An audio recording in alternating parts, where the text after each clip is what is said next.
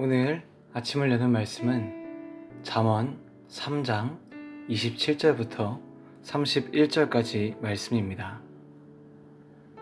내 손이 선을 베풀 힘이 있거든 마땅히 받을 자에게 베풀기를 아끼지 말며 내게 있거든 이웃에게 이르기를 갔다가 다시 오라 내일 주겠노라 하지 말며 내 이웃이 내 곁에서 평안히 살거든 그를 해하려고 꾀하지 말며 사람이 내게 악을 행하지 아니하였거든 까닭없이 더불어 다투지 말며 포악한 자를 부러워하지 말며 그의 어떤 행위도 따르지 말라. 잠언은 지혜서입니다. 매우 많은 삶의 지혜를 담고 있습니다. 이 지혜는 비단 신앙인뿐만 아니라 신앙이 없는 사람에게도 큰 교훈을 줍니다.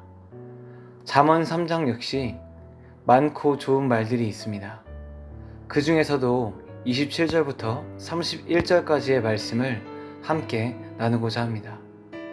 이 말씀을 선택한 이유는 이 시대를 살아가는 성도들이 반드시 갖춰야 할 삶의 모습이 담겨 있기 때문입니다.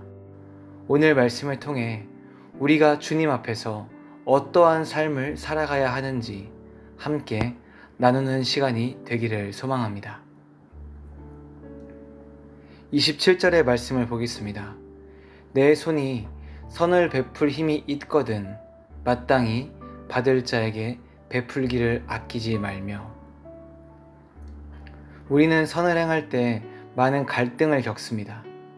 선을 행함으로써 내가 볼 손해는 무엇인지 또 선을 행해서 내게 떨어지는 이득이 무엇인지를 살펴봅니다. 많은 사람들이 순수한 마음으로 선을 베풀지는 않습니다.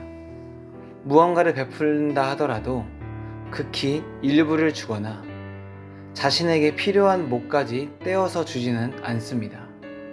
모든 사람의 안에는 이기적인 마음이 있기 때문입니다. 그런데 잠언은 베푸는 일에 대해서 매우 흥미로운 표현을 씁니다. 바로 마땅히 받을 자라는 표현입니다.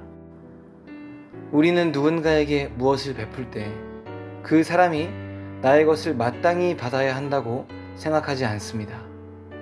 하지만 성경은 우리가 베푸는 것은 그 사람이 마땅히 취할 바라고 말합니다. 왜일까요? 하나님은 우리를 통해 어려운 자들에게 먹을 것과 입을 것을 공급하시기 때문입니다. 우리는 나의 것을 움켜쥐고 살면 안 됩니다. 하나님께서 정하신 뜻에 따라 남에게 마땅히 베풀며 살아야 합니다. 그것이 주님께서 우리에게 바라시는 사랑과 나눔의 모습입니다. 이후 28절부터 30절까지 잠언은 이웃에게 베풀기를 주저하는 행동이나 이웃을 괴롭히려는 어떠한 행동도 하지 말라고 말합니다. 특별히 29절과 30절은 이웃과의 다툼과 충돌을 피하라고 이야기합니다. 이후 31절을 보면 포악한 자를 부러워하지 말라고 이야기합니다. 포악한 자는 오늘 말씀이 말하는 가장 악한 자의 모습입니다. 포악한 자라는 말을 원어로 보면 불이한 소득을 얻는 자라는 뜻이 있습니다. 이는 이웃에게서 물건을 빼앗아 자신의 것으로 만드는 사람이라는 뜻입니다.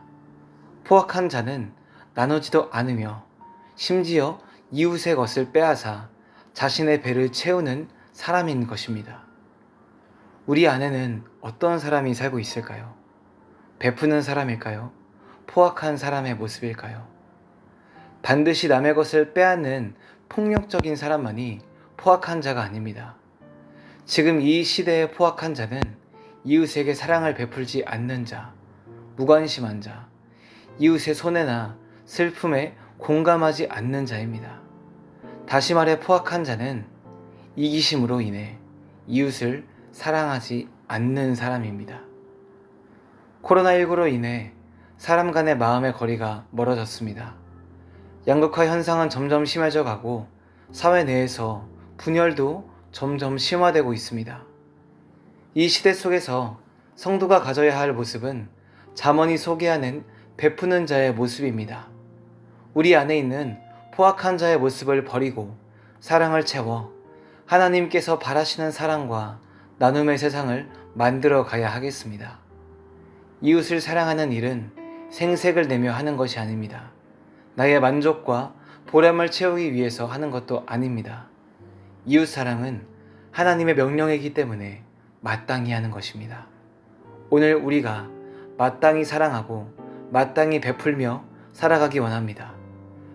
나의 손해를 따지며 대강 사랑하기보다 온 몸과 마음으로 서로를 힘껏 사랑하는 성도가 되기를 원합니다. 우리가 사랑을 행할 때 하나님은 우리를 통해 일하시며 세상을 더욱 아름답게 가꾸어 가실 것입니다. 우리의 삶을 통해 하늘의 사랑이 이 땅에 이루어지길 간절히 소망합니다.